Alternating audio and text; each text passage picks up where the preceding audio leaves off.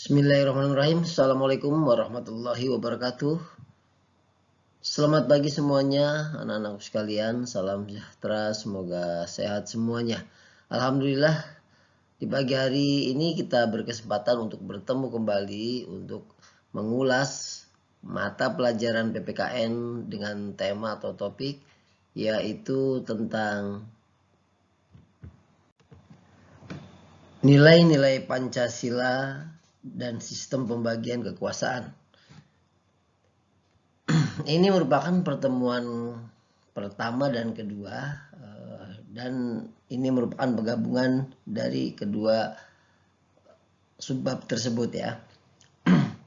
Nah, kita langsung saja seperti biasa di masa pandemi COVID-19 ini kita melaksanakan kurikulum dalam kondisi darurat atau kurikulum dalam kondisi khusus ya, dimana di kelas 11 ini ada 4 pokok bahasan yang akan disajikan selama satu semester pertama atau satu semester 1 ini ya.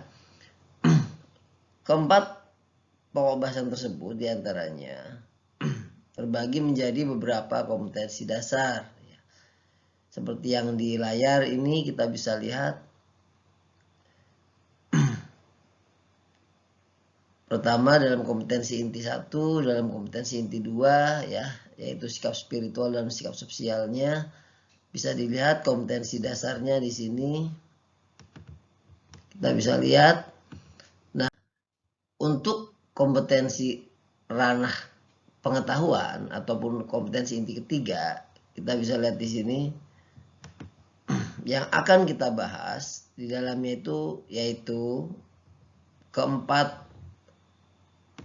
kompetensi dasar yang dilingkari ini ya. Yang pertama itu menganalisis pelanggaran HAM dalam perspektif Pancasila dalam kehidupan berbangsa dan bernegara. Yang kedua, mengkaji sistem dan dinamika demokrasi Pancasila sesuai dengan Undang-Undang Dasar Negara Republik Indonesia tahun 1945. Yang ketiga, atau nanti di semester kedua ini ya, mengkaji kasus-kasus ancaman terhadap ideologi politik, ekonomi, sosial, budaya, dan pertahanan keamanan dan strategi mengatasinya dalam bingkai Bhinneka Tunggal Ika. Yang terakhir, di semester 2 itu ada mengidentifikasi faktor pendorong dan penghambat persatuan dan kesatuan bangsa dalam negara kesatuan Republik Indonesia. Nah, fokus kita di semester ini yaitu mengenai 2 subbab ataupun 2 pokok bahasan atau 2 kompetensi dasar ini. Yang saya garis ataupun yang saya lingkari ini ya. Yang pertama mengenai pelanggaran hak asasi manusia dalam perspektif Pancasila dalam kehidupan berbangsa dan bernegara. Yang kedua mengkaji sistem dan dinamika demokrasi Pancasila sesuai dengan UUD NRI tahun 1945. Yang pertama, hari ini kita akan membahas di sini mengenai bagaimana menganalisis pelanggaran hak asasi manusia dalam perspektif Pancasila dalam kehidupan berbangsa dan bernegara. Nah, ini lebih jelasnya diperbesar ya, pokok bahasan ataupun kompetensi dasar yang menjadi pembahasan di semester 1 ini.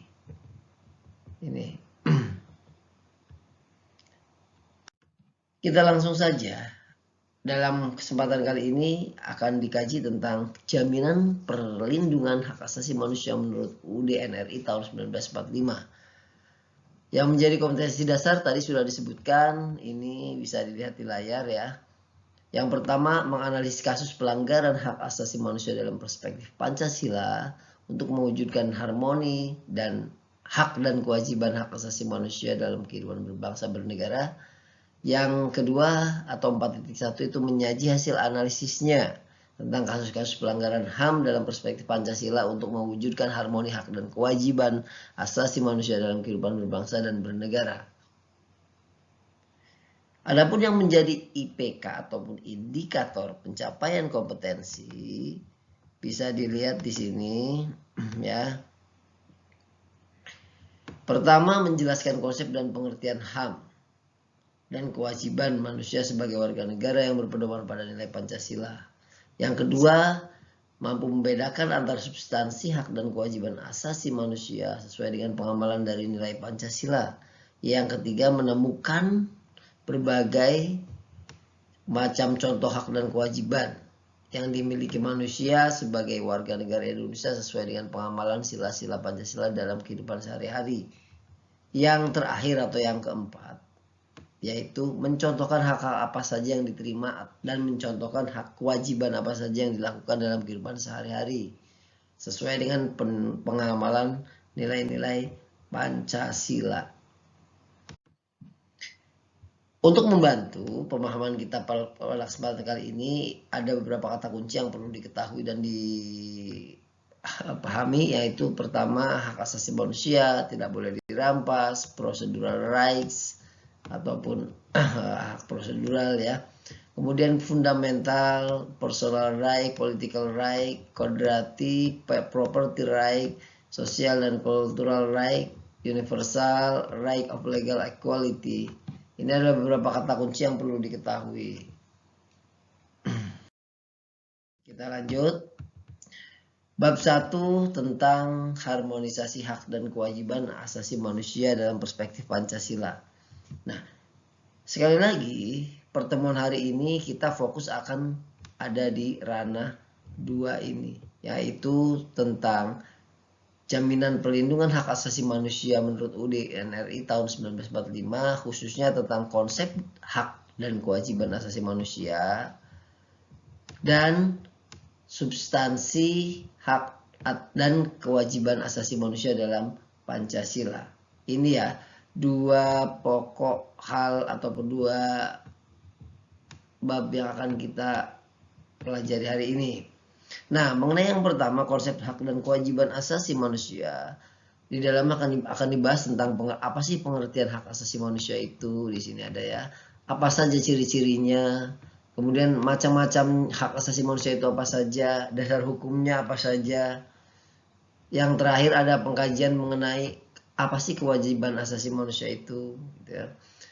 Ya, yang kedua, substansi hak dan kewajiban asasi manusia dalam Pancasila. Di dalamnya juga ada beberapa hal yang akan dipahami. Yang pertama tentang hak dan kewajiban asasi manusia dalam nilai dasar Pancasila. Yang kedua, hak dan kewajiban asasi manusia dalam nilai instrumental Pancasila. Yang ketiga, hak dan kewajiban asasi manusia dalam nilai praksis Pancasila. Ditegaskan bahwa ada 3 nilai yang dipelajari di sini, yaitu yang berkaitan dengan substansi dan hak dan kewajiban asasi manusia dalam Pancasila. Yang pertama, nilai dasar Pancasila. Yang kedua, nilai instrumental Pancasila. Yang ketiga, nilai praksis Pancasila. Ya, itu poin-poin yang akan dipelajari hari ini. Coba anak-anak sekalian perhatikan gambar yang ada di layar tersebut. Kira-kira dari yang kalian lihat dan dari yang kalian amati, itu gambar apa? Kalian pasti bermacam-macam jawabannya. Tapi di sini ditegaskan bahwa ini merupakan gambar di mana penderitaan rakyat Indonesia pada zaman Belanda atau pada zaman penjajahan Belanda dan Jepang terdahulu ya, sebelum Indonesia merdeka. Yaitu tepatnya ini ada kerja paksa ya. Nah, berdasarkan fakta sejarah, hak asasi manusia itu muncul karena adanya penindasan manusia oleh penguasa yang sewenang-wenang, sehingga menimbulkan kesadaran akan harkat dan martabatnya sebagai apa? Sebagai manusia. Perlu diketahui bahwa hak asasi manusia itu bersifat universal, sebab merupakan hak-hak yang dimiliki oleh setiap orang sepanjang masa dan setiap tempat tanpa memandang perbedaan bangsa, ras, agama, dan jenis kelamin karenanya. Karena itu pula kita memiliki semua ini ya, kita semuanya memiliki yang namanya HAM, hak asasi manusia. Oleh karena itu kita dilahirkan sebagai manusia. By virtue of being born as human beings. Itu ya. Nah, Di dalamnya termasuk pemerintah negara, termasuk kita, ya, termasuk kita semua harus atau wajib menghormati, menjunjung tinggi dan melindungi setiap hak orang demi menghormati setiap serta melindungi harkat dan martabat manusia. Dan ini juga merupakan sekaligus sebagai amanat dari konstitusi kita. Apa konstitusi kita? Yaitu Undang-Undang Dasar Negara Republik Indonesia tahun 1945. Lantas yang menjadi pertanyaan kemudian adalah hak apa saja yang dijamin dan dilindungi dalam konstitusi kita? Banyak. Ya, itu. Selanjutnya pengertian hak asasi manusia. Pengertian hak asasi manusia ini dijelaskan tepatnya di Undang-Undang Nomor 39 Tahun 1999 sebagai dasar pelaksanaan Undang-Undang Hak Asasi Manusia, ya. Di sini menyebutkan bahwa hak asasi manusia itu adalah seperangkat hak yang melekat pada hakikat dan keberadaan manusia sebagai makhluk Tuhan yang Maha Esa dan merupakan anugerahnya yang wajib dihormati, dijunjung tinggi dan dilindungi oleh negara, hukum, dan pemerintahan dan setiap orang demi kehormatan serta perlindungan harkat dan martabat manusia. Nah, artinya apa? Artinya yang namanya hak asasi manusia itu memang sudah dijamin oleh Tuhan, bukan hanya oleh kita atau oleh negara saja. Ya, bahkan sebelum lahir pun sudah ada yang namanya jaminan terhadap hak asasi manusia. Yaitu ketika masih menjadi janin maka dia memiliki hak untuk hidup. Sekalipun dalam kasuistik ada negara tertentu yang melegalkan seperti aborsi, itu dilegalkan artinya menghilangkan nyawa janin, tapi itu melihat dari sisi kemanusiaan juga, walaupun semestinya tidak perlu melakukan hal seperti itu, tapi itu tergantung masing-masing hukum positif di setiap negara, ya. Itu contohnya yang menghalalkan ataupun melegalkan seperti itu, kalau tidak salah contohnya seperti di Belanda dan lain-lain. Nah, itu melegalkan, ya, aborsi seperti itu dengan syarat-syarat yang tertera atau yang sesuai persyaratan di sana. Artinya diperbolehkan itu bukan semena-mena dibolehkan seperti biasa bebas, bukan. Artinya dengan syarat tertentu yang dengan alasan yang kuat, ya.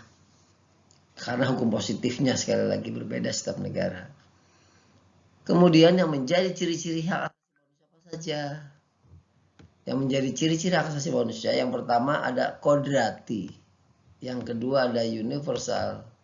Yang ketiga ada tak boleh dirampas. Itu jelas ciri hak asasi manusia itu, ya. Pertama kodrati. Kodrati itu adalah sudah bawaan dari Tuhan. Kemudian universal, menyeluruh, berlaku untuk semuanya. Tidak miskin, tidak kaya, dan yang lain-lain. Tidak ada perbedaan. Dan tidak boleh dirampas. Punya siapapun dan siapapun dari setiap diri manusia memiliki haknya masing-masing, ya. Itu. Kita lanjut, yaitu tentang macam-macam hak asasi manusia. Nah, di sini macam-macam hak asasi manusia ada beberapa. Yang pertama bisa dilihat yaitu tentang hak asasi pribadi atau personal right. Yang kedua tentang hak asasi ekonomi dan harta milik. Yang ketiga tentang hak persamaan hukum, right of legal equality. Yang keempat itu ada hak mendapat perlakuan tata cara peradilan dan perlindungan hukum atau procedural right, ya. Yang kelima hak asasi politik, yang keenam hak asasi sosial budaya.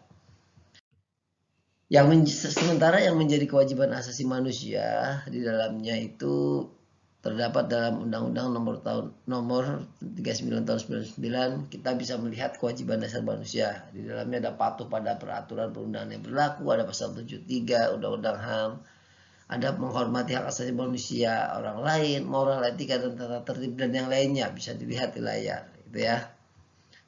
Yang terdapat dalam Undang-Undang nomor 39 tahun 1999.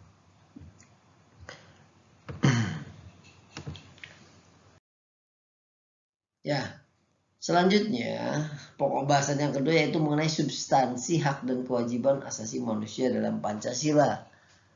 Substansi hak dan kewajiban asasi manusia dalam Pancasila ini di dalamnya ada 3 poin penting. Yang pertama itu tentang hak dan kewajiban asasi manusia dalam nilai Pancasila. Yang kedua, hak dan kewajiban asasi manusia dalam nilai instrumental Pancasila. Yang ketiga, hak dan kewajiban asasi manusia dalam nilai praksis Pancasila. Nah, pertama mengenai hak dan kewajiban asasi manusia dalam nilai dasar Pancasila bisa dilihat ya penerapannya. Contoh pertama sila Pancasila yang ke-1, Ketuhanan Yang Maha Esa. Jenis hak asasi yang terkait di dalamnya itu ada hak bebas dari hak asasi melakukan ibadah menurut keyakinannya masing-masing. Itu kebebasan ya, itu hak dan kewajiban asasi manusia, memeluk agama, melaksanakan ibadah ya. Itu hanya contoh saja. Yang kedua selanjutnya, hak dan kewajiban asasi manusia dalam nilai instrumental Pancasila. Nah, di sini nilai instrumental itu apa sih? Nilai instrumental itu penjabaran dari nilai-nilai dasar yang sifatnya lebih khusus. Pedoman pelaksanaan kelima sila Pancasila itu nilai instrumental Pancasila. Ya, di sini peraturan perundang-undangan yang menjamin hak asasi manusia adalah 1. Undang-Undang Dasar Negara Republik Indonesia tahun 45, tahun pasal 27 sampai 34 dan pasal 28A sampai 28C. Ya. Kemudian ada ketetapan MPR nomor 17 MPR _1998 tentang hak asasi manusia. Di dalam TAP MPR tersebut terdapat Piagam HAM Indonesia. Selanjutnya yang terakhir, hak dan kewajiban asasi manusia dalam nilai praksis Pancasila. Ada beberapa sikap yang ditunjukkan dalam hal ini terkait dengan nilai praksis Pancasila. Ya. Yang pertama contohnya misalkan seperti sila Pancasila yang Ketuhanan Yang Maha Esa atau sila pertama. Yang ditunjukkan itu, sikap yang ditunjukkan itu diantaranya contohnya yaitu kita menghormati atau hormat menghormati dan bekerja sama antar umat beragama sehingga terbina kerukunan hidup. Atau contoh lain misalkan tidak memaksakan suatu agama dan kepercayaan kepada orang lain sekalipun itu keluarga sendiri ya, tidak boleh. Itu contoh dari pengamalan sila Ketuhanan Yang Maha Esa. Dan sila kedua, sila ketiga, sila keempat, dan sila kelima ya sebagai contoh ya bisa dilihat, bisa dipahami sendiri di dalam modul ada. Ya itu saja yang perlu disampaikan terkait materi hari ini. Semoga berkah, semoga bermanfaat. Untuk penugasannya ini bisa dilihat ya, bisa di screenshot bagi yang tidak sempat. Ya, tugas siswanya seperti ini ada penilaian diri ya. Kemudian ini diisi, tinggal diisi checklist saja, sangat paham, sebagian paham, belum paham dan alasannya. Kemudian nanti mengisi tugas kelompok, silahkan dibuat kelompoknya dan pengerjaan tugasnya dikerjakan secara berkelompok. Ini tinggal diisi list yang kosong di sini. Hak asasi manusia, hak politik pemerintahan. Nanti di dalamnya ada inti pokok jaminan perlindungan HAM apa saja. Pasal UUD 45 pasal berapa itu dimasukkan di input tadi di sini. Silahkan ya tugas kelompok. Itu saja, semoga bermanfaat. Sekali lagi kurang lebihnya mohon maaf. Semoga kita selalu sehat, sukses dan tetap mampu berkarya serta semangat belajar. Billahi taufiq wal hidayah. Wassalamualaikum warahmatullahi wabarakatuh.